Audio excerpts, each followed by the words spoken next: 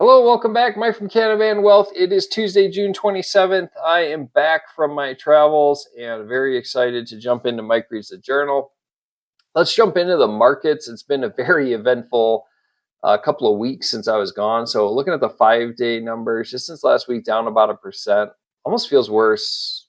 Felt like we were down more than this. Markets, I guess, kind of even for a couple of days. Been kind of a steady decline, but today we're up, about 0.4. Looking at the 1 month though, still up about 3.4. We peaked back here in June or in the middle of June, about 5.25%. Looking year to date, up 13.2. So really good year. I think this is the most dramatic from 3 years ago in the S&P 500. So this is the top, through the decline. Still up about 40%. Pretty incredible, considering that we've gone through what most consider a really nasty kind of stock market decline. So, the world is never quite as bad as we always seem to think it is. All right, let's jump into the news. I did a kind of weekend thing when it was all going down on this Russian thing. If you want to go watch that, about kind of how financial advisors react to crazy world events like a 12-hour coup in Russia.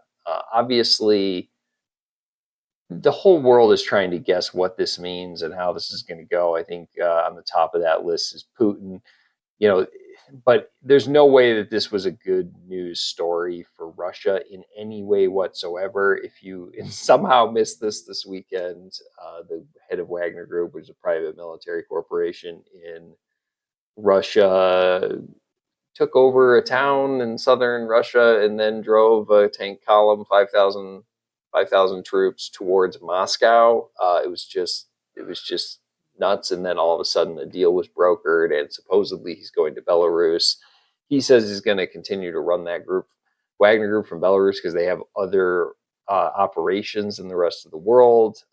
This morning, Putin is saying that they are getting ready to de-arm Wagner. So, there's no way that this doesn't have ripple effects, and Putin's power is certainly seems to be crumbling with what's going on here. The other side of that story is that the counteroffensive from Ukraine has really not produced the results that they wanted. They are being cautious, which good. They are not spending life to needlessly take territory. So we're just going to see how the war in Ukraine goes.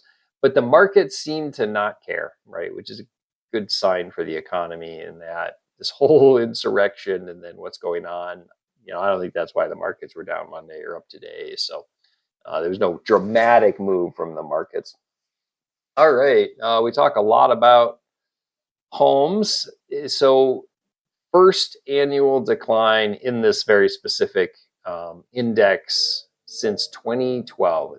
10 years we have not seen a decline. So down, and only down 0.2. Now, in certain cities it's down a little bit more, but nothing dramatic. This is talking about the average mortgage rate it was like 6.6. Simple truth is that's still just not that high, right? Like, is it dramatically higher than what it was 3 years ago when people were getting 3% mortgages? Yeah, absolutely.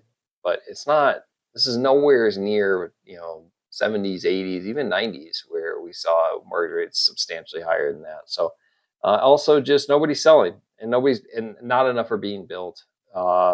So interesting to see that with the interest rate hikes, the housing market has stayed shockingly resilient. And I think that's universally felt everywhere. I don't think anyone is like, oh, home prices are down a fraction of a percentage and that's a feels bad.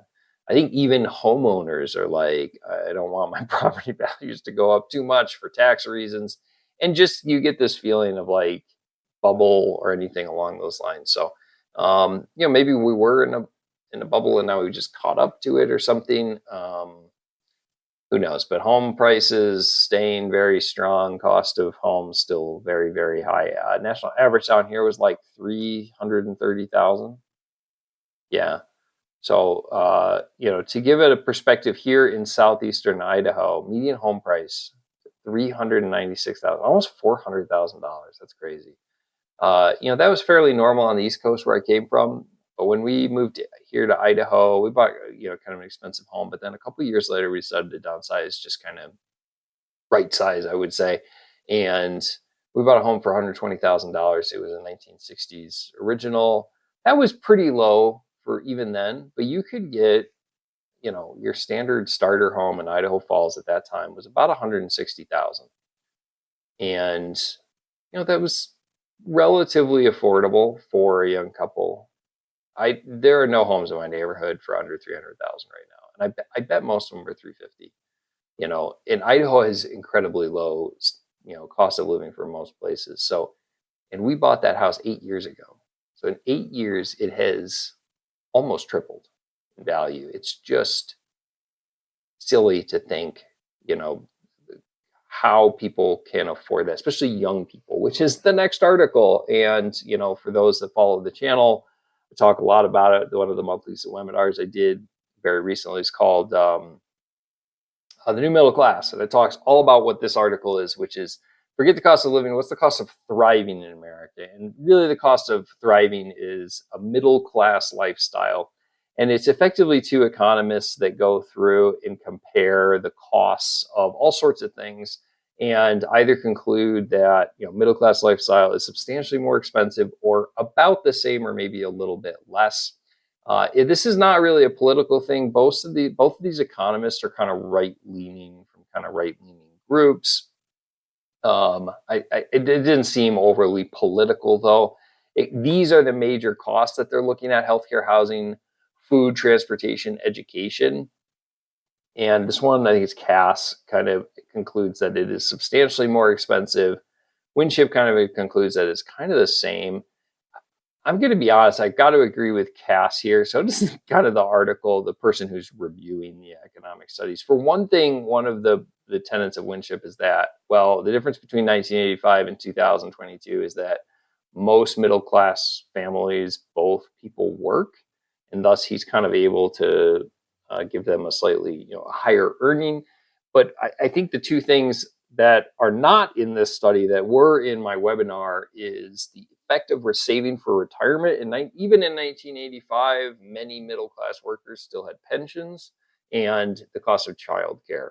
And the difference between pensions and the 401k system, which I go over in the webinar, which I'll link below, is dramatic. It's very, very dramatic. The difference between having to save 10% of your income and your company effectively saving that for you. And then the cost of healthcare, right? In 1985, I was a little kid and my mom was looking for help, after school care. And after school, or, both my parents worked at that time, they were teachers, or preschool, care was pretty cheap. It was usually just someone's house. There wasn't a lot of regulations around it. Nowadays, there's so many regulations. I'm not saying those regulations are bad, but there's a lot, it's hard to open a childcare service and it's very, very expensive. So I'm not trying to be doom and gloom about this, but in my opinion, Cass is a little closer here, and I think it would be even worse, certainly for Winship's numbers, if they included the cost of saving for retirement and the cost of childcare, especially if you're going to assume the two people, both members of the couple, are going to be working. So, kind of cost of thriving versus cost of living. I think it was an interesting look. All these articles obviously be linked at the bottom. That is it for Mike Reads the Journal. Standard disclosures here. If you did like the video, please like it and subscribe if you want to see similar content. We're going to be changing up some content here on the channel, doing some case studies, some Ask Me Anything kind of videos, and that will all be coming out here in the next couple of weeks. I hope you found this informative. I'll talk to you soon. Thank you.